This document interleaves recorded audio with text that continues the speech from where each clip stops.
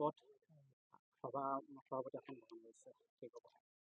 হয়, আজি আমাৰ মৰিগাঁও জিলাৰ জনজাতি উন্নয়ন বোৰ্ডৰ আজি এই সভা গ্ৰহণৰ আজি সভাত মই সভাপতি হিচাপে আজি আসন গ্ৰহণ কৰোঁ। চেয়াৰমেন হিচাপে আমাৰ 15জনীয়া মেম্বাৰ, ভাইচ চেয়াৰমেন আৰু মেম্বাৰৰ সৈতে আজি আমি একেলগে আমি চকী লওঁ।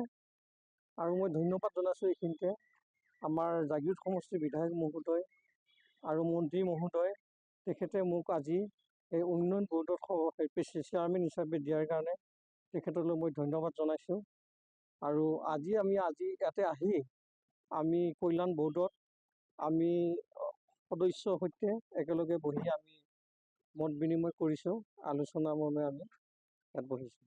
দাদা, মত বিনিময়ত বহু কেইবাজনো সদস্যই ইতিমধ্যে উল্লেখ কৰিছে যে সমস্যা সন্দৰ্ভত সন্দৰ্ভত আপুনি কেনেধৰণে সমাধান কৰিবলৈ চেষ্টা কৰিছে? সমস্যা হয়, আমাৰ জনজাতি এলেকাত আমাৰ এতিয়া বহুত সমস্যা আছে।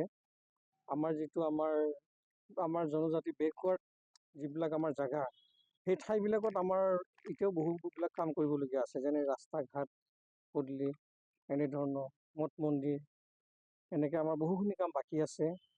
তাৰ লগতে আমাৰ জনজাতি ভাই ছাত্ৰ ছাত্ৰীসকলৰ বহুখিনি আমাৰ কাম কৰিবলগীয়া আছে।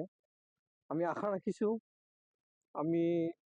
আমাৰ মন্ত্ৰী মহোদয়ৰ যোগেদি আমি যাতে আমাৰ এই বোৰ্ডখনত আমাৰ জনজাতিৰ কাৰণে আমি উন্নয়নৰ কাৰণে যিকোনো বস্তু আমি ৰাইজক সুবিধা দিব পাৰোঁ। প্ৰথম পদক্ষেপ হিচাপে কি দিব, কি আঁচনি গ্ৰহণ কৰিব? মই প্ৰথম পদক্ষেপ হিচাপে মই ধৰক মোতকৈ আৰু ওপৰত তেখেতলোকৰ মানুহ আছে, এখন ৰাজ্য চৰকাৰ আছে।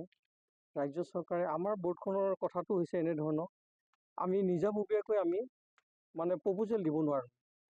আমাক অসম চৰকাৰে আমাক যিটো ভাগ কৰি দিয়ে, আমি সেই ভাগৰ বস্তুখিনি ইয়াত জনজাতি ভাই ককাইসকলক আমি বিলাব পাৰোঁ। তাৰ পৰা আমাক যিখিনি আমি আনিব পাৰোঁ বা দিয়ে তেখেতলোকে, আমি দিম বুলি আমি পদক্ষেপ লৈছোঁ। আমাৰ যি মৰিগাঁও জিলা জনজাতি উন্নয়ন যি বোৰ্ড, এই বোৰ্ডত আনুষ্ঠানিকভাৱে আমাৰ অধ্যক্ষ হিচাপে আজি আসন গ্ৰহণ কৰিছে আমাৰ সকলোৱে শ্ৰদ্ধাৰ ইয়াৰ পূৰ্বতেও তেখেতে ৱেলফেয়াৰ বোৰ্ডৰ চেয়াৰমেন আছিল কামেশ্বৰ পাটৰ ডাঙৰীয়া। আমি এই চেগতে তেখেতক আজি যি আসন গ্ৰহণ কৰিলে অধ্যক্ষ হিচাপে আমি আন্তৰিক শুভেচ্ছা আৰু অভিনন্দন জ্ঞাপন কৰিছোঁ।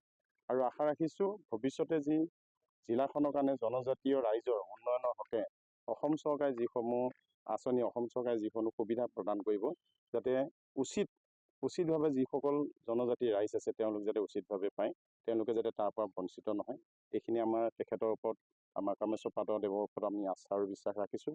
আৰু মাননীয় মন্ত্ৰী পীযুষ হাজৰিকাদেৱে এই আস্থা আৰু বিশ্বাসৰ আগত ৰাখি আমাৰ এই উন্নয়ন বোৰ্ডৰ অধ্যক্ষ হিচাপে কামেশ্বৰ পাটৰ তেওঁ দায়িত্ব অৰ্পণ কৰিছে। আৰু আমি অনুৰোধ জনাইছোঁ যে আমাৰ যিসকল জনজাতীয় ভাই ককাইসকল আছে, যিসমূহ সমস্যা জৰ্জৰিত আছে, এই আঁচনিসমূহৰ দ্বাৰা যাতে তেওঁলোকৰ সমস্যাবিলাক সমাধান হয়।